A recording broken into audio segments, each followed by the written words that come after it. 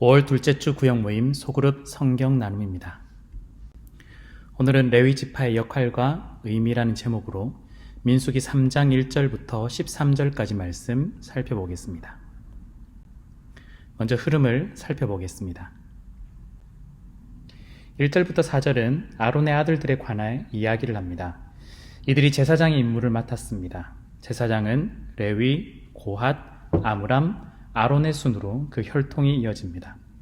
제사장은 기름 부음 받은 자들로서 거룩하게 구별되어 제사장의 임무를 위임받은 자들입니다.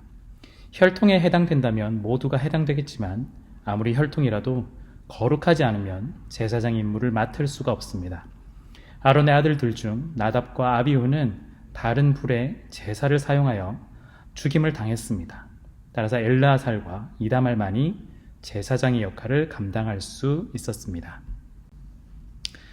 5절부터 9절까지는 레위 지파와 그들의 직무를 다루고 있습니다.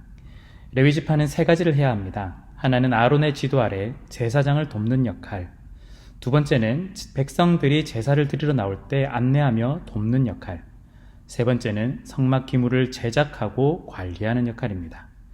추가로 역대기에서는 성전의 음악을 담당했다라고 전하고 있습니다.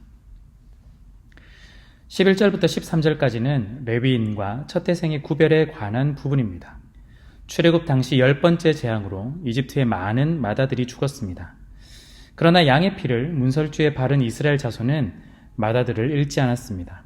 하나님께서 그들을 구원하셨습니다. 그래서 그들의 생명은 모두 하나님의 것입니다. 모두를 다 하나님의 것으로 섬기게 할 수 없기에 그들을 대신하여 대체물로 레위인을 선택하셨습니다. 레위인은 하나님께 거룩하게 구별되어 돌려진 존재로 하나님의 것입니다. 성경 속으로 들어가겠습니다.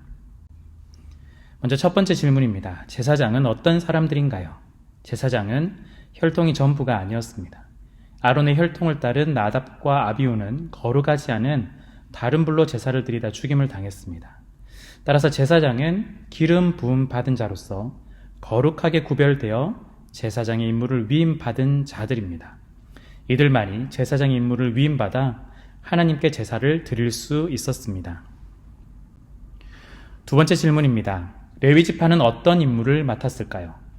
레위 지파는 세 가지 임무를 맡고 있습니다. 제사장이 제사를 드릴 때 보조하는 역할, 백성들이 제사를 드릴 때 안내를 하고 돕는 역할, 성막의 기물들을 관리하고 보존하며 제작하는 역할을 맡았습니다.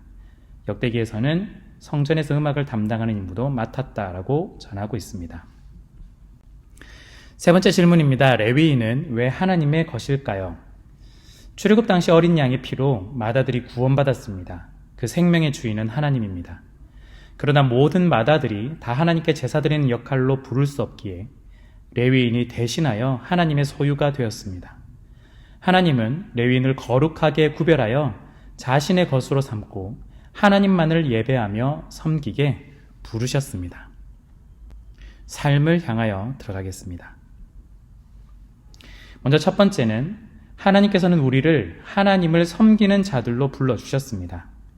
구약시대에는 혈통을 따라 봉사자들이 결정되었습니다. 그러나 신약시대에는 성령께서 우리를 불러주셔서 하나님을 은사에 따라 섬길 수 있게 하셨습니다. 우리는 하나님을 섬길 때 거룩함으로 구별되어 섬길 수 있어야 합니다.